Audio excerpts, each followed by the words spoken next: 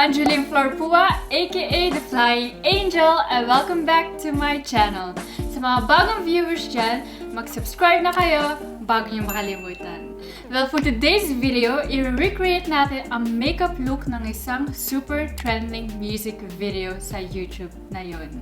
It's the collaboration of Ariana Grande and Lady Gaga. So we're going to do the makeup look of Ariana Grande with the white eyeliner. So let's get started! Well, this look of Ariana Grande is very futuristic kasi bihira lang tayo makakita ng makeup na may white eyeliner. Yung kay Lady Gaga din. It's very more focused on the eyes and contouring and finishing it with glossy lips.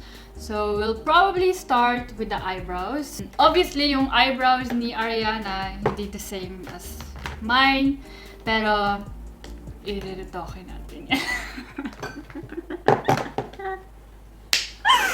So we're gonna start with the eyebrows. I am going to use this brown shade and with this pencil. So madali lang yan. Hindi natin kaya i-recreate ng 100% kasi of course, Asian ang face ko and Ariana is Ariana. Nag-uumpisa na yun sa kilay. Yung kilay niya pa ganyan pahaba. Eh, sa atin, hindi pa na-trim, so kaya may art tayo. May epekto yan sa eyes yung paglagay mo ng eyeliner. Pero, let's go. Start na. Just going to follow my natural form of the eyebrows.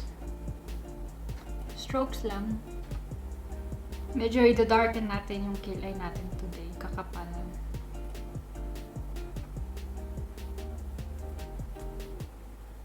Kung mag-error ka, okay lang yan. No panic! From my previous video, I said, kaya natin retoke yan with the foundation or concealer. Ubus pa rin yung concealer ko. Hindi pa rin ako nakakabili ng bago. Lockdown kasi bawal lumabas. Lockdown kasi bawal pa lumabas. Kaya we'll do with what we have. So the next step is babrush natin yan. And then, kukanin ko yung foundation ko para linisin natin ang kilay. I'm using this brush and my cream foundation.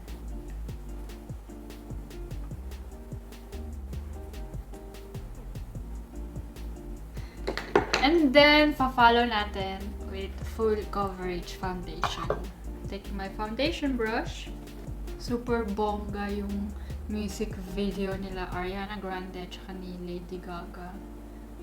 Mga power queens. Grabe.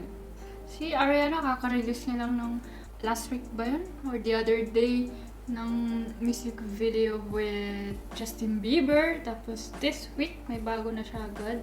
So palagi foundation daw i-brush palabas, outwards. Ganyan. Well, for this look, super kapal ang foundation and layering. Pero hindi ko siya kakapalin. I'm very excited kasi first time ko magganito. Mag-recreate. Rain on me. Kung may concealer ka, pwede ka mag-apply here underneath your eyes and then here, your nose, tapos dito din. Pero wala pa rin ako concealer. Okay, see? Foundation is done. I-finish natin yan with some finishing powder here underneath the eyes. I'm using this sponge. Binasa ko siya konti and I'll apply a little bit of powder. So yan, lagay natin yan settle natin mga 5 minutes. The next step, we're going to do the eyes. I'm using again this Morphe palette. We're gonna do a base with this brush. A blending brush. Konti lang yung mata kasi yun nga, yung sa eyes more on eyeliners. Yung black and white. So I'm using this light color to start with. Don't forget to tap. And the next step is I'm going to take a light brown shade and using this brush.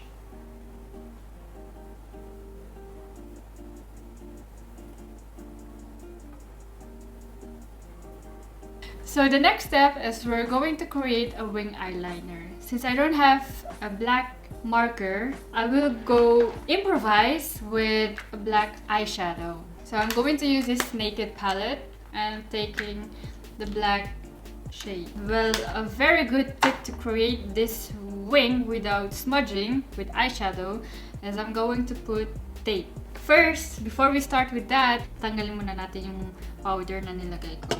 Ito sa mga picture sa malat. Ay nako. Brush natin outwards. Okay, so natanggal na natin yung powder and we're going to continue with the black eyeliner. Lalagay ako ng tape para siyang guidance. See? Normal tape lang. Ay! And then just apply it on your...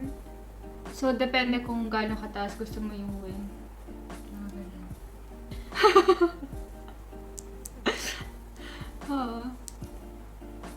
Diba alam? I know it looks weird, pero it can save you talaga. I'm going to use this brush. Ibabasa ko siya para mas thicker yung mag-apply na eyeshadow. Since we don't have a black eyeliner, we're going to use black eyeshadow. I'm not really an eyeliner person. Kaya ako walang standby na eyeliner. It has to be perfect and it has to be the same on both sides. Okay, so the eyeliner is done. Nagiging mukhang Ariana Grande na ba ako? Ito yung signature niya eh. Palagi siya naka-wing eyeliner. Okay, tanggalin na natin yung tape. Dandahan lang. Huh?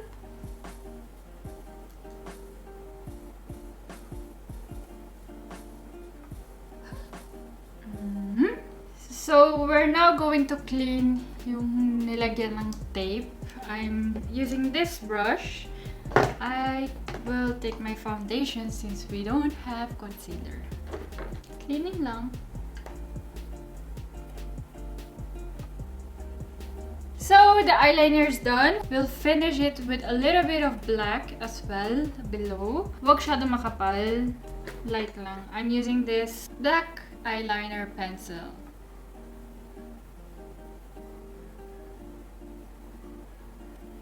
Basically, sa waterline mo lang. Mukhang black swan na ako.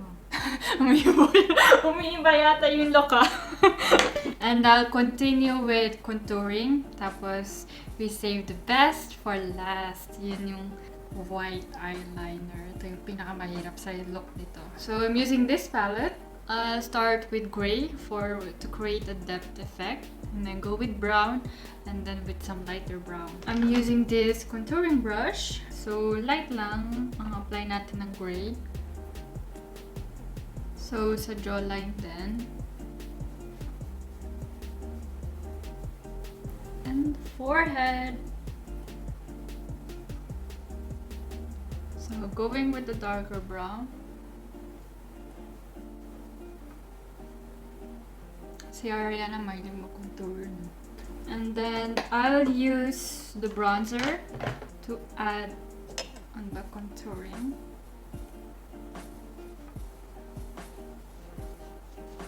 Blend natin mabuti. Time to contour the nose. For the nose contouring, I'm using this brush. And basically, it's the same palette. So, gray, brown, and then brown again.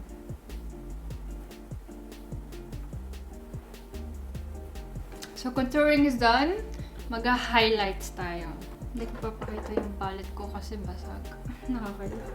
Kuha ka lang ng highlighter na medyo brown, goldish. Blend natin lahat yan. Yung kilay ko dito ay highlight ko din yan para may accent. We're going to use this white powder, which I always use for my eyebrows.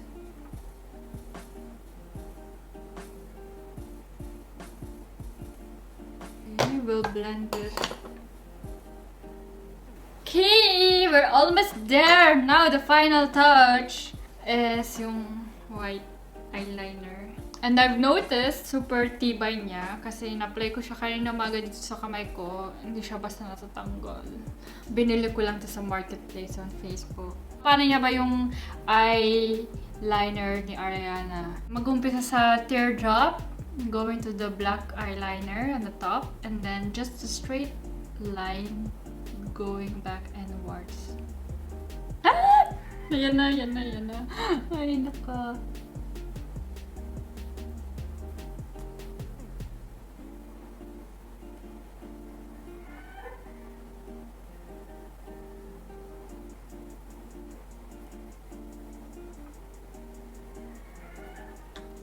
Lumampas.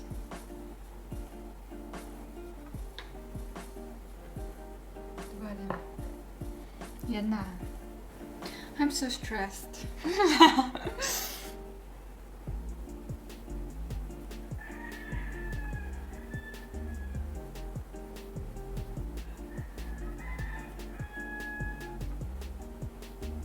Ayan, may form na.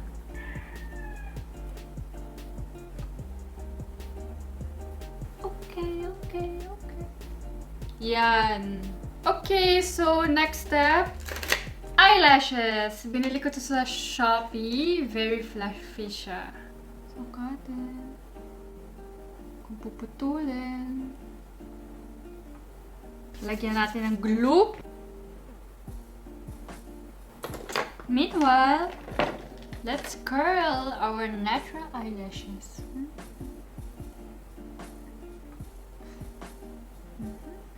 Here we go.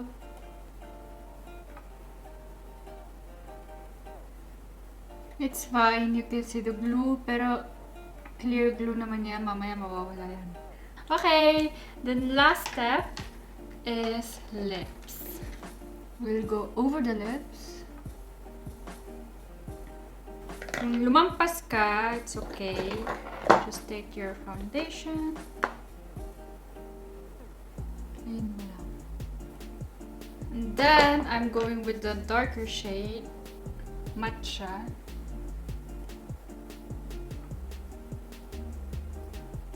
And when that dries out, I'm going to go over with the gloss. Bawasan natin to. Tada! Ngayon, ayusin natin ang book natin mabilis and I'll be back then.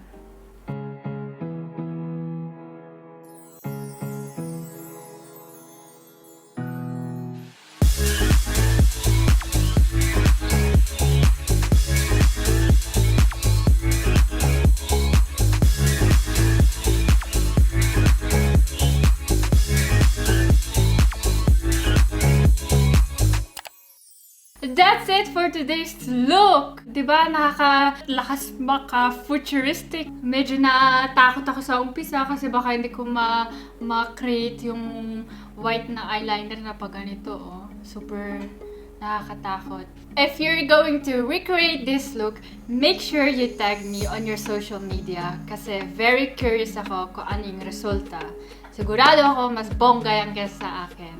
And if you like this video, give it a like, share mo sa mga kaibigan mo, and maggagawa pa tayo ng maraming tutorials soon, so don't be missed out and subscribe to the channel. Okay? See ya! No, don't be missed out. Don't be missed out? And maggagawa pa tayo ng maraming tutorials soon. So make sure you're subscribed to this channel so you won't miss out. See you!